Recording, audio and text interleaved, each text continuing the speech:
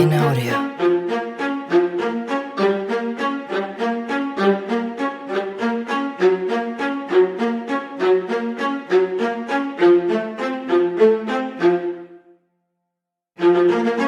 In audio.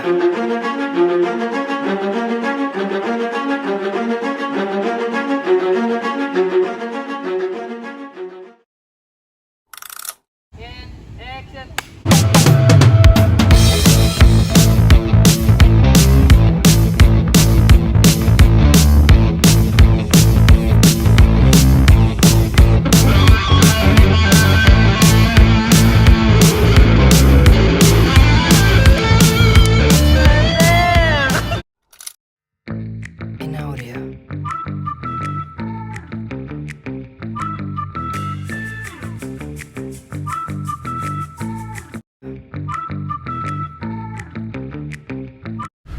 Demokrasi sendiri merupakan sistem pemerintahan dari rakyat untuk rakyat dan oleh rakyat, di mana setiap orang dapat mengambil bagian perihal keputusan yang akan mempengaruhi kehidupannya dalam bernegara. Demokrasi berasal dari bahasa Yunani yaitu demos dan kraktos. Demos bermakna rakyat, sementara kraktos bermakna pemerintahan. Demokrasi sebagai sistem pemerintahan yang mengizinkan dan memberikan hak kebebasan kepada semua warga negaranya untuk berpendapat serta turut dalam pengambilan keputusan di pemerintahan. Demokrasi merupakan salah satu bentuk atau mekanisme sistem pemerintahan suatu negara sebagai upaya mewujudkan kedaulatan rakyat atau negara yang dijalankan oleh pemerintahan. Semua warga negara memiliki hak yang setara dalam mengambil keputusan. Demokrasi mengizinkan semua warga negara berpartisipasi secara langsung atau melalui perwakilan dalam perumusan, pengembangan, dan pembuatan hukum. Demokrasi mencakup kondisi sosial, ekonomi, dan budaya yang memungkinkan adanya praktik kebebasan politik secara bebas dan setara. Demokrasi Indonesia dipandang perlu dan sesuai dengan pribadi bangsa Indonesia. Kita sudah seringkali mendengar mengenai demokrasi di Indonesia, tetapi terdapat penyimpangan atau kasus-kasus yang membuat terjadinya penyimpangan terhadap demokrasi di Indonesia. Salah satunya yaitu money politik. Nah, politik uang adalah suatu bentuk pemberian atau janji menyuap seseorang, baik supaya orang itu tidak menjalankan haknya untuk memilih, maupun ia menjalankan haknya dengan cara tertentu pada saat pemilihan umum. Pembelian bisa dilakukan menggunakan uang ataupun barang. Politik uang adalah sebuah bentuk pelanggaran kampanye. Praktik politik uang dilakukan dengan cara pemberian berbentuk uang, sembako, antara lain beras, minyak, dan gula kepada masyarakat dengan tujuan untuk menarik simpati terhadap masyarakat, mereka memberikan suaranya untuk partai yang bersangkutan. Nah, politik uang juga tergolong ke dalam kasus pelanggaran. Hal ini tertuang dalam pasal 73 ayat 3 Undang-Undang Nomor 3. Nah, terdapat kasus yang menjadi salah satu contoh dilakukannya politik uang atau money politik, yaitu 4 orang dan uang ratusan juta rupiah di Pekanbaru. Bawaslu Kota Pekanbaru dan polisi melakukan operasi tangkap tangan terhadap 4 orang terduga pelaku politik uang. Dari tangan pelaku, tim Setra Kota Pekanbaru menyita uang sebanyak 506.400.000. Dengan penangkapan tersebut berawal dari laporan masyarakat terhadap 4 pelaku yang diduga akan melakukan serangan fajar pada masa tenang kampanye pemilu pada tahun 2019. Rule of law merupakan konsep tentang common law di mana segenap masyarakat dan negara beserta seluruh kelembagaannya menjunjung tinggi supremasi hukum yang dibangun di atas prinsip keadilan dan egalitarian. Yang dimaksud di supremasi hukum ini adalah di mana seluruh masyarakat, pejabat, dan seluruh warga negara itu tunduk kepada hukum dan patuh kepada hukum.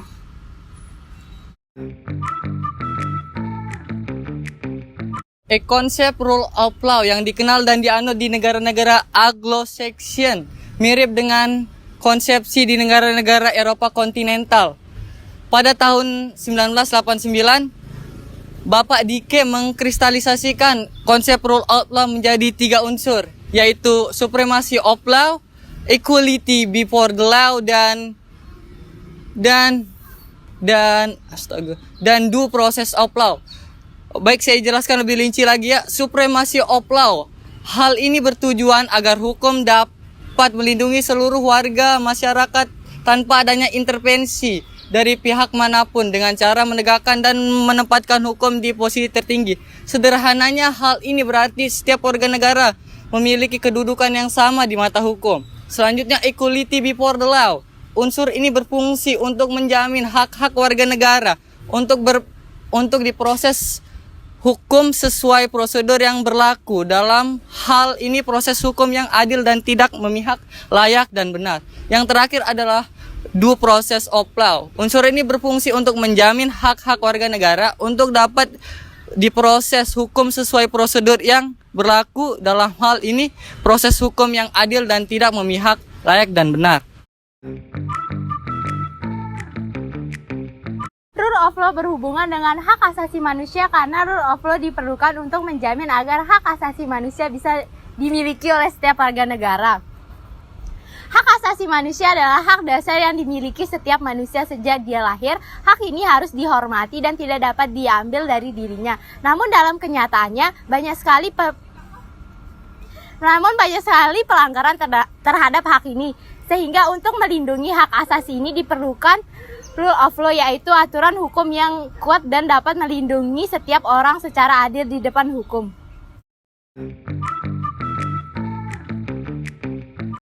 Geopolitik, geo itu artinya bumi dan politik itu berasal dari bahasa Yunani yang artinya politeia, yang dimana poli artinya kesatuan masyarakat yang berdiri sendiri atau negara, dan thea yang berarti urusan secara umum. Geopolitik berarti sistem politik yang berwujud berupa kebijaksanaan maupun strategi nasional di mana kepentingannya memfokuskan pada pertimbangan geografi wilayah atau teritorial suatu negara. Nah, wawasan Nusantara adalah bagian dari geopolitik Indonesia yang merupakan cara pandang bangsa Indonesia tentang diri dan lingkungannya yang berwujud karya kepulauan yang berdasarkan Pancasila dan Undang-Undang Dasar 1945.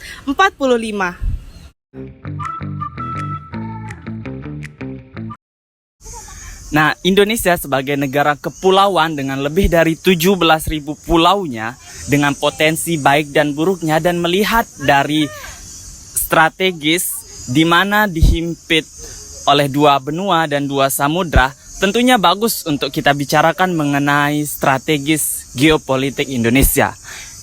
Konsep geopolitik Indonesia sendiri dirumuskan dalam wawasan kebangsaan, di mana menjadi sebuah instrumen untuk mengatur kebijakan politik dengan ruang Indonesia.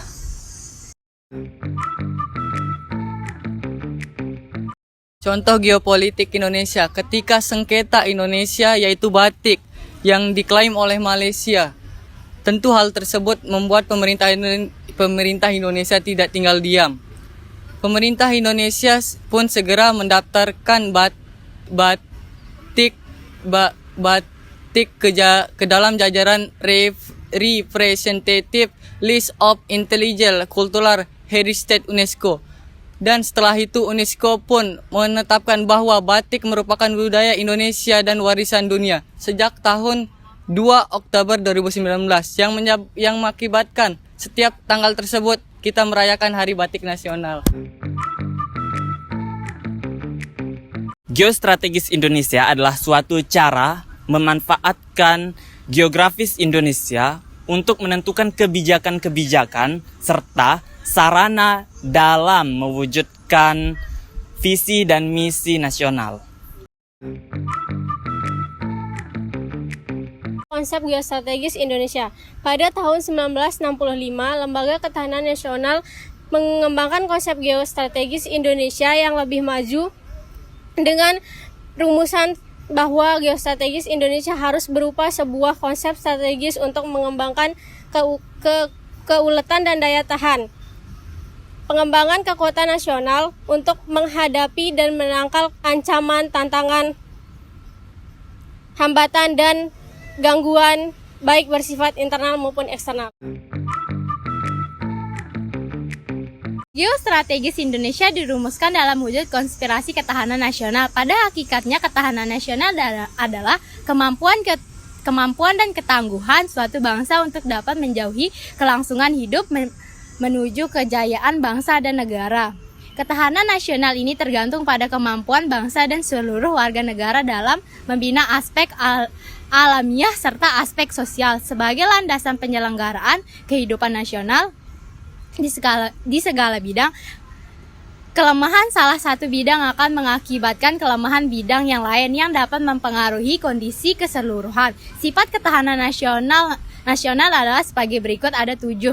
Yang pertama, menanggung. Kedua, mawas ke dalam. Ketiga, kewibawaan. Keempat, berubah menurut waktu. Kelima, tidak membenarkan sikap dan adu kekuatan dan adu kekuasaan. Keenam, percaya pada diri sendiri. Ketujuh, tidak tergantung pada pihak lain.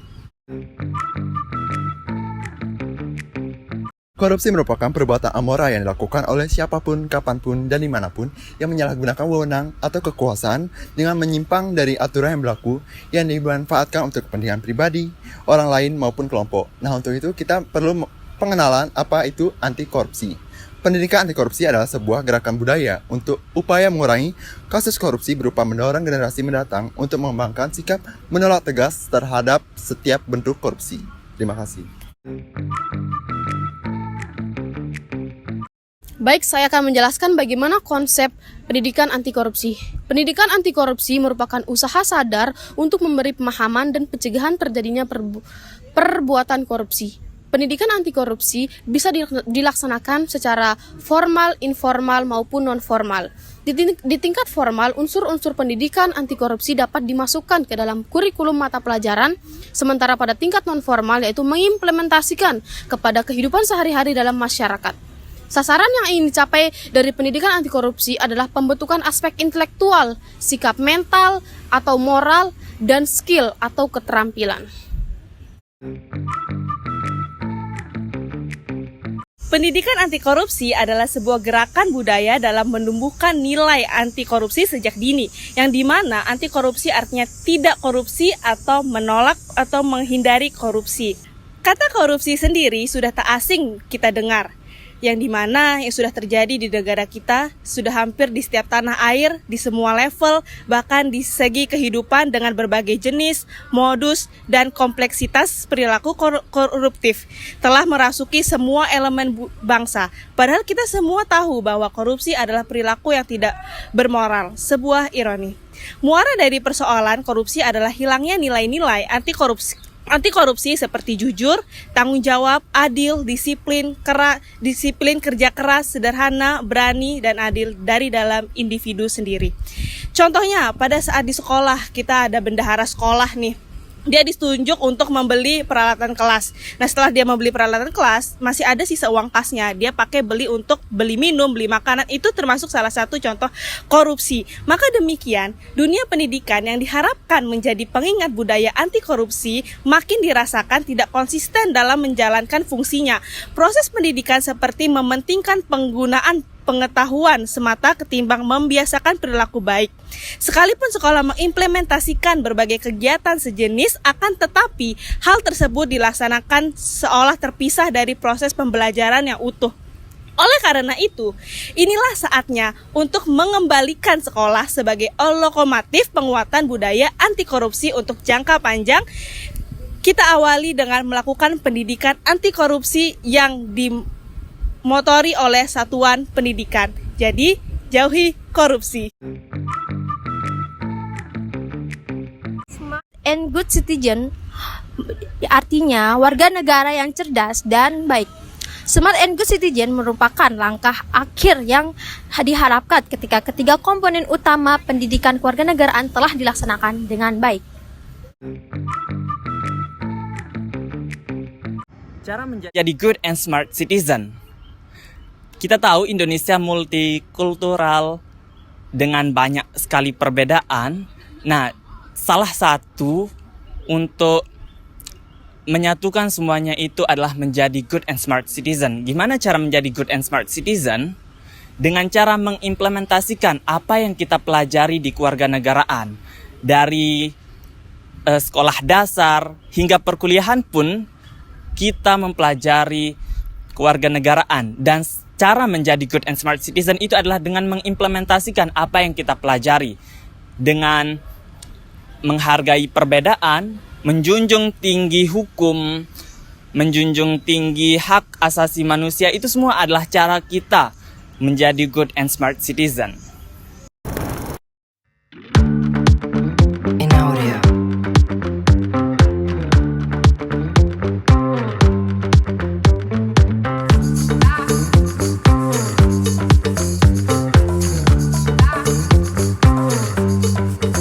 In audio.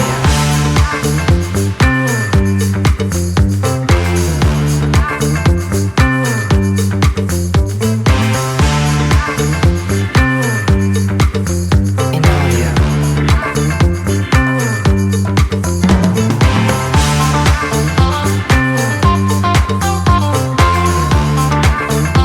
Hai, hari ini kita lagi ngetek video. Iya, sangat panas. Ini dia sutradara kita dan kameramen kita yang sangat handal. Ini model kita yang super cantik.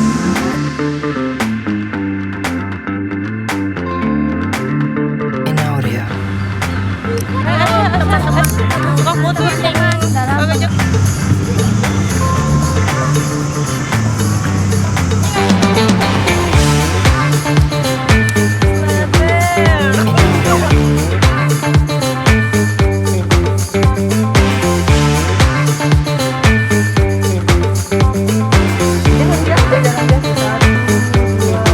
Bersihin the skin. Ini lagi pada paper guys. Lagi nyari materi. Itu lagi syuting dia guys.